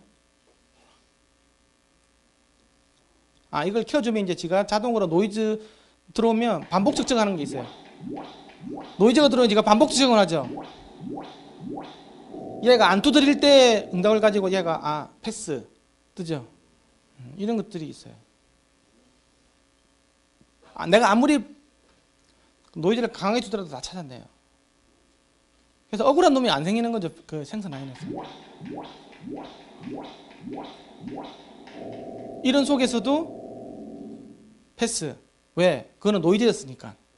예. 예. 지금 그 장비들이 이렇게까지 발전이 돼 나간다는 거죠. 이거는 사실은 핸드폰에 있는 마이크가 두 개지 않습니까? 그렇죠? 하나는 노이즈, 하나는 소스 이렇게 찾아내잖아요. 그렇죠? 그건 똑같은 거예요. 별게 아니고 그걸 스피커에서 응용했다라는 거지. 뭐 보면 입을 벌리면서 이렇게 하고 계신데 사실은 거기서 붙인 거죠. 이거는 누구나 다 알고 있는 신호체라던 사람 다 아는 거예요. 이거는. 사람들이 보면 마이크가 두 개니까 좀 비싸니까 안 사. 그렇게 해줘버리면 참 우울한 거죠. 두 번째는 에어릭 쓰는 거예요. 에어릭이 뭐냐 그러면 여기에 미세한 홀이 있다는 게 여기 뒤에 있잖아요. 그리고 터미널에서 이렇게 나오는 거 있지 않습니까? 그리고 포트에서도 있잖아요. 이게 포트 설계가 우리가 보면 박스 설계 프로그램 해가지고 포트 설계하잖아요. 그게 다 안 맞아요. 왜 그러냐? 그건 TS 파라미터로 재는 소신을 재거든요. 0.1V에서 맞는 거예요. 1mW에서 맞는 거라고. 근데 크게 들어보시면 이게 하나도 안 맞아요. 그렇게 일반적으로 보면 내가 생각했던 것보다 더 크게 들어줘야 돼요. 컴퓨터가 알려주는 것보다. 컴퓨터 설계했을 때 그거는 작은 앱이라도 말하기 때문에. 그러니까 이게 우리가 이게 덩어리로 움직이는 게 아니고 있잖아요. 이게 가다가 있잖아요. 터뷸런트가 생겨요. 그럼 그게 노이즈가 생기거든. 그래서 이게 터뷸런트 생겨가지고 포트가 문제가 있는지 없는지를 알려주는 프로그램이 들어있다는 거죠. 에어릭에서. 그래서 이렇게 직기로 들려줘요. 이걸 한번 볼게요. 여기다가 이불로 바늘 구멍을 내놓은 거예요. 그러면 이게 빨갛게 바뀌어요. 바늘 구멍이 있습니다. 찾은 거예요. 이거 자동차에서도 있잖아요. 누운만 생기면 이렇게 찾는 거예요. 이게 점점 기미가 보이면 노란색으로 갔다가 그 위치가 되면 빨갛게 바뀔 거예요. 그 슉슉슉 이제 잘 들리게 나타내 주는 거예요. 점점 색깔이 이제 좀 가까워지고 있습니다라고 알려주는 거예요. 그치? 다시 거기 지나니까 다시 줄어들죠. 이게 실제로 이렇게 떡방아찌 있는 소리가 나는 게 아니고요. 실제로는 그 초음파 같은 소리가 나거든요. 이게 누움이 생기면 초음파 같은 소리가 나요. 그걸 갖다가 바꿔준 거예요. 초음파 사람들은 못 듣지 않습니까? 그래서 실제로 미세하게 생기는 거 잘 몰라요. 근데 이게 이제 소리를 크게 듣는 음악 빵빵 들려주는 것 같은 그 PA 스피커니까 그런 걸 하면 이제 들리는 거죠. 그래서 이걸 사전에 예방하려면 그냥 지금 이렇게 돼 있는데 뭐 스피커 갖다 놓고 이 갖다 놓고 슉 틀어주면 있잖아요. 이게 누움이 있습니다. 바로 알려주는 그런 것들도 지금 다 돼 있어요. 어쨌든 이렇게 있어가지고 이제 향후에는 이런 시스템들이 어떻게 가냐고 하면 자동 결함을 지가 자동으로 분류해주고 원인을 분석해주는 시스템으로 발전이 되고 있어요. 예를 들면 지가 이렇게 재가지고 어떤 분류를 갖다가 있잖아요. 지가 대표값을 새길 수 있는 부분을 한 5가지 순으로 분류할 수 있겠죠. 이거 지금 자동차에서 쓰는 경우예요. 그러면 자동차 같은 경우에는 스피커에 소리가 나면 제일 중요한 건 그게 막 떨어가지고 막 본넷 뭐 떨고 뭐 대시보드도 떨고 안에 떨고 그러잖아요. 그렇죠? 그렇게 들면 안 되잖아요. 그 뭐 굉장히 비싼 차인데 그거 스피커 소리 하나 때문에 끽끽 소리 나면 그 완전 그 인상 말도 안 되는 거잖아요. 그렇죠? 차 잘못 골랐네 그러면서 막 바꿔줘 막 그러고 온갖 갑질을 다 하죠. 거기다가 이제 올려가지고. 그래서 절대 그런 일 생기면 안 돼요. 자동차에서는. 근데 이제 그걸 갖다가 지금 체크를 하는 거예요. 이게 지금 그 독일에 있는 외국차에서 이렇게 하고 있는 걸 내가 가져와 봤는데 그러면 여러 가지 현상이 생긴다고 A라는 현상 뭐 예를 들면 아까 뭐 버징이 생긴다든지 긁힌다든지 리키지가 있다든지 그걸 갖다가 대표값 해놓고 그러면 사람들이 그 분류에다가 이름을 붙여요. 기계는 그게 뭔지를 몰라요.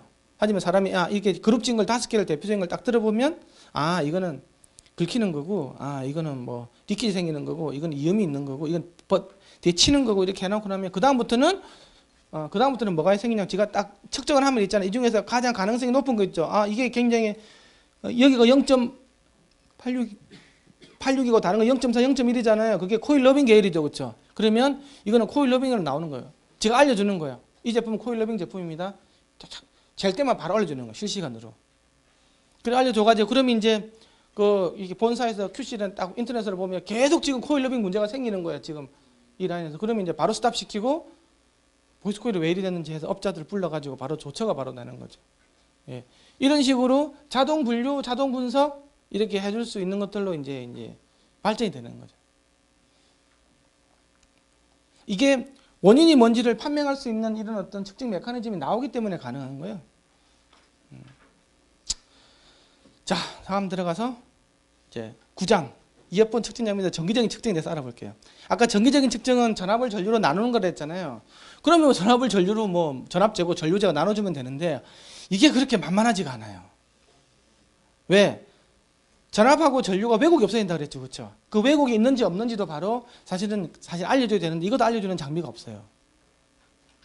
그래서 없는 게 아니고 사실은 클리펠 장비는 있죠. 그래서 이걸 내가 전압을 쟀는데 이게 회색 이게 왜곡인 거예요. 근데 이거 알려주는 장비가 없어요. 그럼 이거는 뭐냐 그러면 이거는 그 앰프에 DSP가 걸리는 거예요. 뭐 컴프레션 같은 게 걸리는 거예요. 아니면 또 이렇게 크게 나오는 게 뭐가 있냐고 하면 터미널이 있잖아요. 터미널 이거 악어 클립이 잘 안 물리는 거예요. 이거 악어 클립이. 이거 악어 클립 이거 있잖아요. 그 용산에서 산 거 진짜 악어처럼 생긴 거 나중에 보면 입이 옆으로 돌아가 있는 거 이런 거 절대 쓰시면 안 돼요. 측정할 때. 좋은 거 써야 돼. 좋은 거. 표면적이 굉장히 넓은 거 있잖아요. 좋은 거 쓰세요. 예. 접점 저항이라고 그래야 되나? 그게 안 좋으면 있잖아요. 보통 0.1에서 0.25 정도 커져요. 그렇게 하면서 전압에서 이렇게 희한하게 떠요. 이런 일들이 생기거든요. 근데 이걸 알려주면 참 좋은데 이걸 알려주는 장비가 잘 없다라는 거지. 그래서 이런 것들이 있으면 절대 안 되고 이거 없어져야 돼요. 그리고 이것도 여기서 이 사이가 얼마 정도 몇 데시벨 이내? 40데시벨이 확보돼야 되는 거예요. 이건 노이즈 대비 얘가. 전압도 이렇게 깨끗해야 되고요. 전류인데요. 모든 왜곡은 전류에 뜹니다. 스피커 왜곡은. 아까 전압이나 앰프라고 그랬죠. 요 왜곡 회색 있잖아요. 이게 뜨는 이유가 아까처럼 구동력이 안 맞고 인덕턴스 생기고 서스펜션 안 맞고 뭐 열나고 뭐 이 온갖 잡다한 것들이 이게 이 회색을 만들어내는 원인이 되는 거예요. 근데 웃긴 거는 요 성분을 가지고 있잖아. 요 성분을 가지고 뭘 찾느냐. 이게 보이스 코일이 어떻게 틀어졌는지 서스펜션이 어떻게 틀어졌는지 인덕턴스 있니 없니 그런 다 알아내는 장비가 지금까지 다 개발돼 있어요. 그래서 이걸 자동적으로 알고 그 앰프가 그 스피커를 갖다가 반대로 재어지는 거예요. 밑으로 쳐져 있으면 신호를 위로 올려줘. 인덕턴스가 크면 이제 보상해줘. 뭐 전류가 이렇게 배드킹을 흘러. 그러면 전류를 반대로 걸주면 되겠죠. 그렇죠? 그거 해서 나온 게 스마트 앰프예요. 지금 그게 출시가 됐어요. 앞으로 그렇게 앰프가 그렇게 아마 발전이 될 거예요. 스마트 앰프라는 개념은 터미널의 전기 시그널로 가지고 스피커의 모든 상태를 다 아는 거예요. 그게 지금 프로토타입이 나왔고 제품이 지금 이제 출시가 되고 있어요. 뭐 반도체 업체들이 TI, 뭐 NXP, 클리펜에서도 이런 거 지금 앰프를 만들고 있거든요.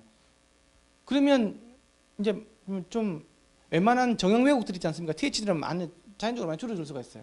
그리고 스피커를 굉장히 크게 틀 수도 있고 매우 안정적으로 갈 수도 있는 거죠. 어쨌든 이게 이 전류 왜곡인데 이게 있으면 안 됩니다. 그래서 이걸 확 줄여가지고 있잖아요. 이것도 3대11 확보돼야 돼요. 그래 이거하고 이 두 개가 3대11 이상 확보가 돼야 임피던스 커브가 제대로 나오는 거예요. 그렇죠? 임피던스 커브가 제대로 나온다고. 그러니까 임피던스 커브가 제대로 나와야 있잖아요. 아, 이 공진점 있잖아요. 이 주파수가 지금 제일 운동을 많이 하고는 알 수가 있지. 이게 아까처럼 이게 이런 것들이 많지 않습니까?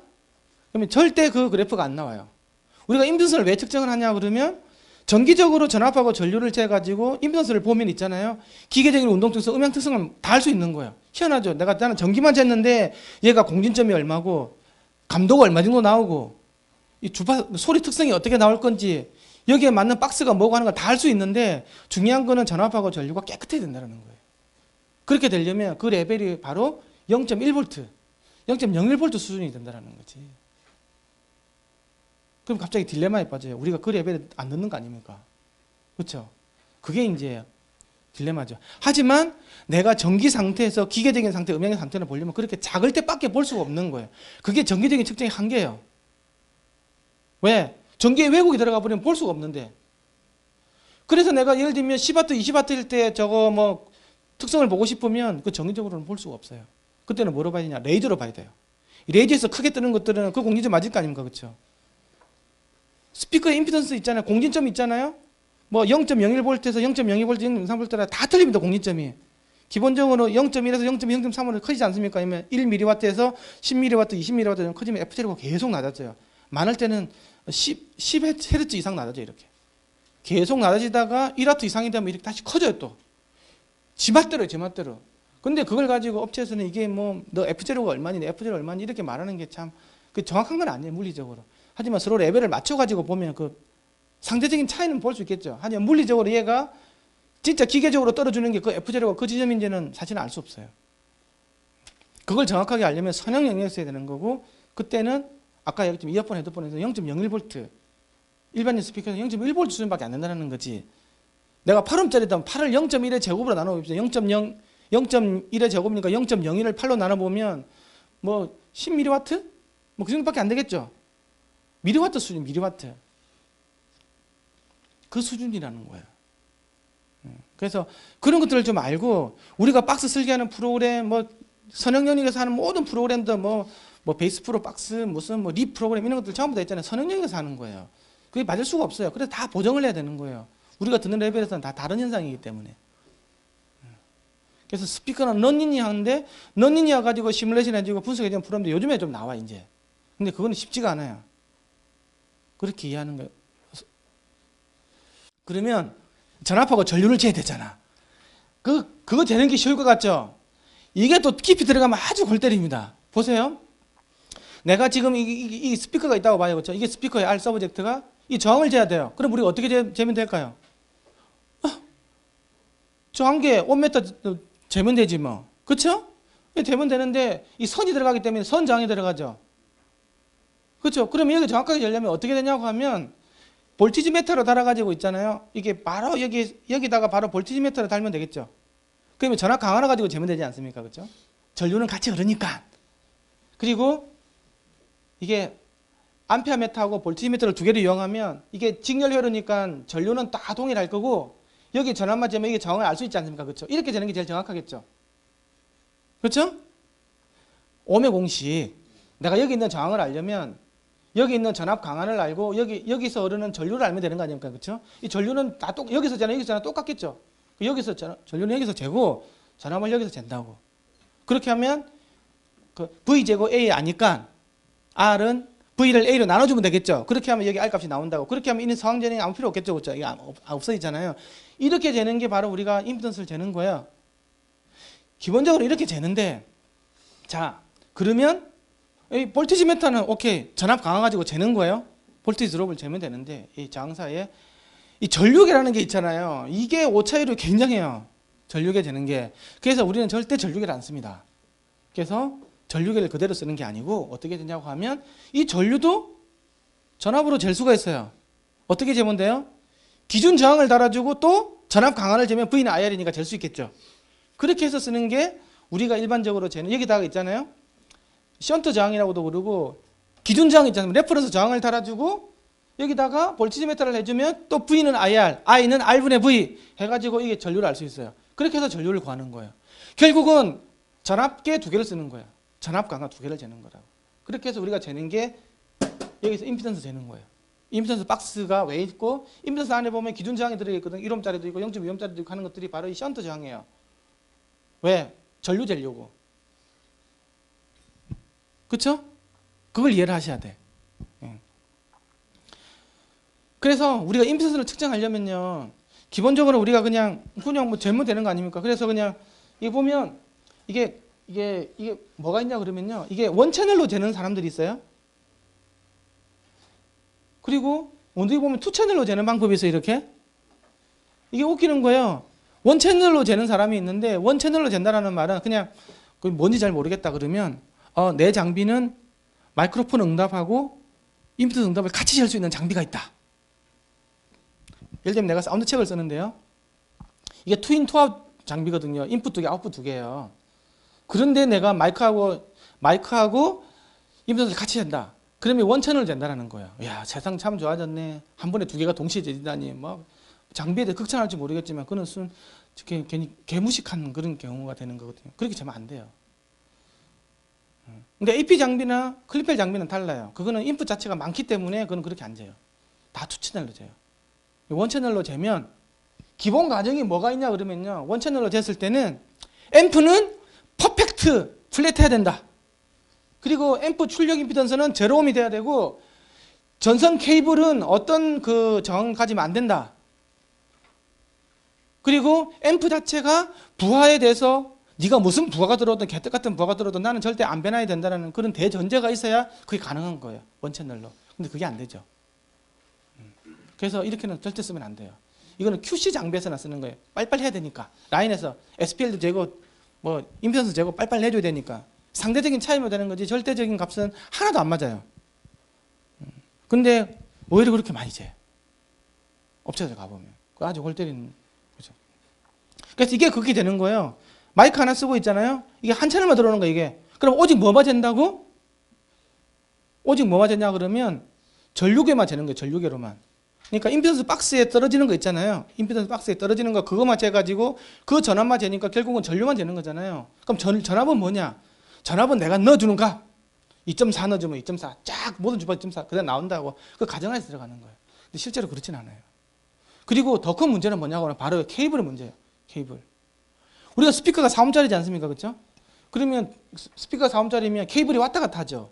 끝까지 가는데 재보면 보통 1옴, 2옴 있잖아요. 무양식까지 가려면 이거 길이가 있잖아요. 10m까지 가는 경우도 있어요. 그렇게 해버리면 뭐 이 선 저항이 막 2옴, 3옴 걸려요. 그럼 나는 2.4V 걸어줬죠. 그렇죠? 근데 내가 스피커가 4옴짜리예요. 근데 선 저항이 4옴이야. 예를 들면 8옴이에요. 그러면 실제로 내가 2.4V를 걸어줬지만 스피커에 2.4V가 들어갈까요? 1.2V밖에 안 들어가요. 나머지 1.5V는 선에서 다 먹는 거죠. 왜? 전압을 1대1로 분배해 먹어야 되는 거니까. 그럼 나는 2.4V를 해가지고 예를 들면 뭐 1W를 걸어줘야 되는데 실제로는 스피커에서 걸리는 0.5W밖에 안 걸리는 거예요. 그럼 말도 안 되는 측정을 하고 있는 거예요. 내가 지금. 우리가 쓰는 것들이 로우 임피던스 아닙니까? 그렇죠? 4옴, 어떤 건 2옴짜리도 있어요. 근데 스피커 왔다 갔다 다 재보면요. 그거 굉장히 영향을 많이 미쳐요. 그래서 이렇게 절대 재면 안 된다는 거예요. 그래서 나온 게 투채널 방법이에요. 투채널 방법은 진짜 아까 말한 거 있잖아요. 앰프에서의 전압, 그러니까 전압 강화하고 이게 실제로 말하는 스피커에서 불리는 전압 강화 있잖아요. 그렇죠? 이것도 재고 여기서 전압, 여기서 전류 다 재는 거예요. 여기서 전압 재는 텀, 이 전류 재는 텀이 들어오죠. 왜냐? 이거는 기존 저항 있잖아요. 이게 전류겠죠. 채널 인풋 2는 전류, 이거는 전압. 이렇게 재면 뭐가 좋아지냐 그러면 이 앰프가 개떡같으라 들어 있잖아요. 1번 채널, 2번 채널 동시에 들어가죠. 앰프 특성이 다 날아가 버려요. 개떡 같은 앰프도 분모 분자로 들어가니까 공통적으로 날아가 버리겠죠. 그렇죠? 그러니까 앰프가 좀 나쁘더라도 그 특성이 다 보정이 되는 거예요. 두 번째, 여기서까지 케이블 있잖아요. 동시에 들어가는 케이블 영향 있잖아요. 그래서 날아가겠죠. 나머지는 여기서까지는 이 선 특성은 어쩔 수 없지만 공통적으로 들어가는 선 있잖아요. 그렇죠? 그건 다 날아가 버린다고. 선 저항도 많은 부분은 없어질 수 있어요. 그리고 앰프 특성도 다 없어질 수 있어요. 앰프가 뭐 부하에 따라 영향을 미치는 거 있잖아요. 다 없어져요. 오직 남아있는 것들은 여기서까지 조금 더 있는 있잖아요. 요 선 특성 있잖아요. 이것만 조금 더 더해지는 거예요. 하지만 굉장히 이제 그 스피커를 정확하게 들 수 있겠죠. 그래서 투 채널을 써야 된다는 거예요.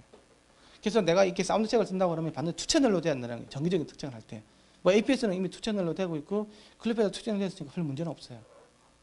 근데 그걸 잘 아셔야 돼요. 뭐 다른 장비 에타니도 있고 뭐 LMS, 뭐 클리오 이런 거 될 때도 그 관계는 다 똑같다라는 거예요.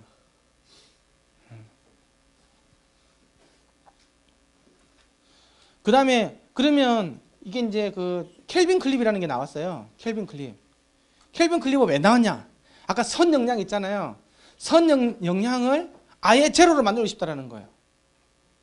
앰프 영향, 선 영향까지 완전히 제로로 만드는 방법이 바로 켈빈 클립이라는 거예요. 켈빈 클립은 바로 스피커 있잖아요. 스피커 여기 바로 전단까지 있잖아요. 케이블이 있잖아요. 바로 오는 거예요. 여기까지. 이거는 전류되는 케이블, 이거는 전압되는 케이블이 있잖아요. 여기서까지 오는 거예요. 근데 재밌는 거는 선의 길이가 똑같죠. 선의 특성하고 길이가 바로 스피커 터미널까지 똑같은 거예요. 그러니까 나눠져 버리죠. 아까 전압을 절 나눠져 버리잖아요. 싹 다 없어져 버리는 거예요. 그러면 오직 남는 것들은 스피커 특성만 남겠죠. 그래서 이게 나와 있는 게 바로 이게 켈빈 클립이에요. 이거는 클리펠에서 많이 느꼈어요. 이게 터미널 단자가 4개, 4개. 왜? 전압 플러스 마이너스, 전류 플러스 마이너스 총 4개의 단자가 들어가야 되겠습니다. 그래서 이게 스피커 잭이 이게 단자가 4개 가거든요. 그래서 스피커 쪽으로 연결해가지고 4개가 어디까지 가냐?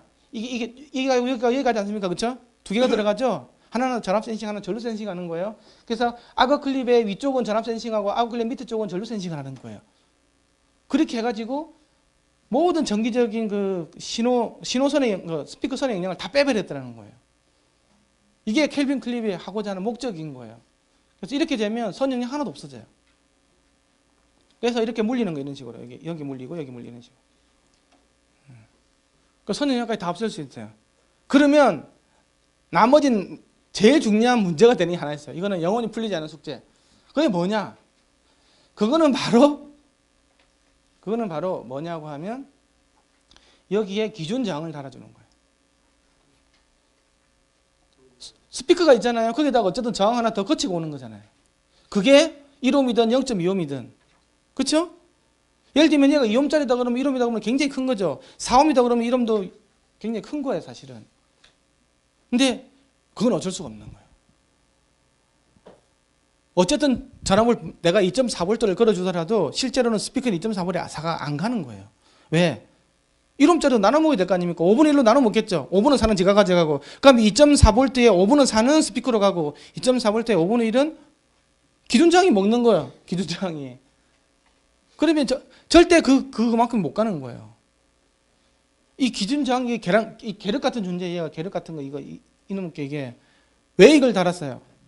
전류 센싱 하려고. 방법이 없으니까. 다른 말로 하면 나중에 임피던스 커브를 재잖아요. 임피던스 커브를 재서 이게 뭐 요렇게 해가지고 뿅하게 이렇게 나오지 않습니까? 여기가 절대 안 맞아요. 여기서 가리키는 게 항상 1옴이 떨어져 있어요. 왜? 1옴은 딴 데 먹어야 되는 거니까. 내가 1옴짜리 걸었다고 하면 0.2옴짜리 걸었다면 0.2옴만큼 차이는 할 수밖에 없어요. 그걸 아셔야 된다는 거지. 엄밀하게 따진다고 하면. 그리고 이것만 영향을 미치지 않습니까? 바로 이 Q값도 영향을 미쳐요. 이 폭 있죠, 폭. 이 폭도 같이 영향을 미쳐요. 왜 영향을 미치냐?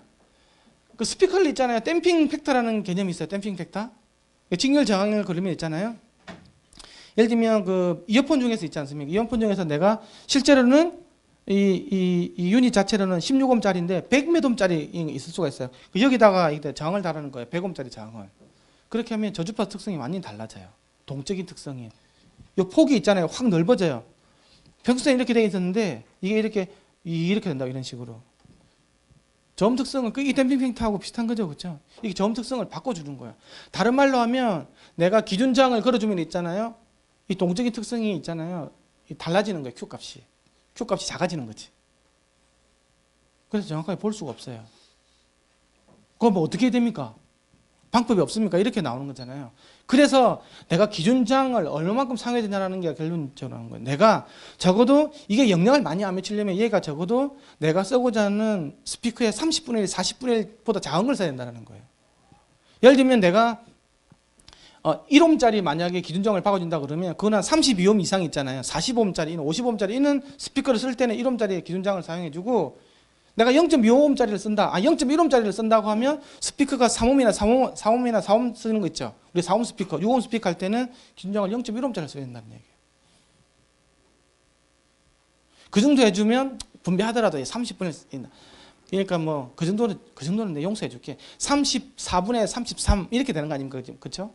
30배 정도가 된다고 하면 31분의 30, 30분의 1 그 정도 같은 경우는 좀 무시할 수 있다. 이렇게 가는 거죠.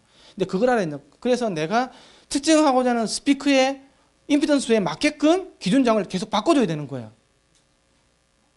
그래서 셀렉터가 있는 게 좋아요. 그래서 APS는 0.1옴하고 1옴 바꾸게 돼 있지. 예. 그렇게 두 개가 있는 거예요, 그게. 그리고 클리펠 장비 같은 경우에는 0.001옴짜리가 있고요. 0.002mΩ짜리가 있어요. 그 다음에 이제 1옴짜리가 이렇게 나오고, 그 다음에 10옴짜리가 있고, 이렇게 나온다고. 사운드 책은 임피던스 박스가 0.2옴으로 고정이 돼 있어요. 그러면 그건 4옴짜리나 8옴짜리에 쓰라는 얘기예요. 8옴이나 16옴짜리에. 근데 내가 바꿔주려면 바꿔줘야 돼요, 그거는 정확한 값을.